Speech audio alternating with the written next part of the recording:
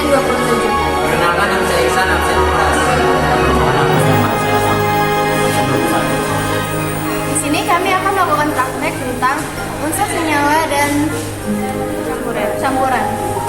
Selamat menyaksikan. Gula yang dipanaskan.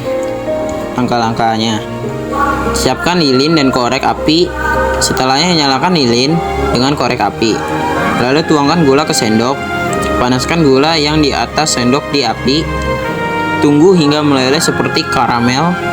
Bisa dilihat, gula yang dipanaskan berubah wujud menjadi arang atau karbon hitam yang merupakan bagian dari unsur karbon dan membentuk campuran heterogen karena adanya komponen-komponen yang berbeda jika dilihat secara fisik.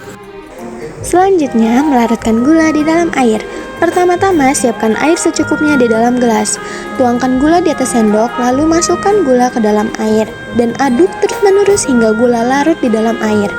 Bisa dilihat kan, gula yang larut di dalam air menjadi campuran homogen karena gula tersebar merata di dalam air.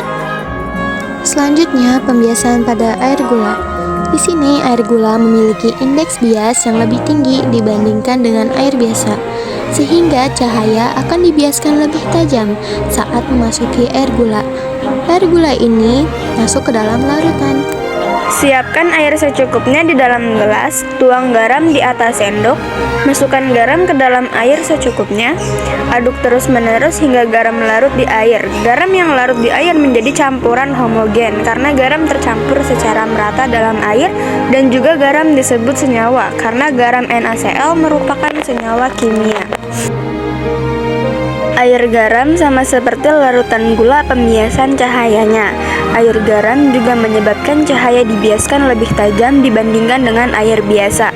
Jadi, air garam termasuk larutan.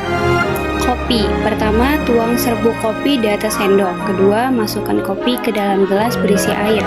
Ketiga, aduk hingga merata. Keempat, kopi ini masuk ke dalam campuran homogen karena kopi larut sepenuhnya dalam air.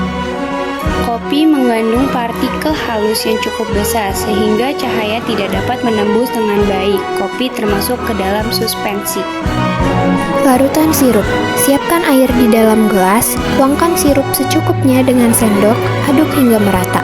Sirup yang dicampur dengan air ini adalah campuran homogen karena menghasilkan larutan yang merata. Air sirup membiaskan cahaya yang kuat karena memiliki indeks bias yang tinggi. Air sirup masuk ke dalam larutan. Siapkan gelas. 2. Tuang air kelapa yang sudah dimasukkan ke dalam gelas. Dan yang terakhir, air kelapa ini adalah campuran homogen.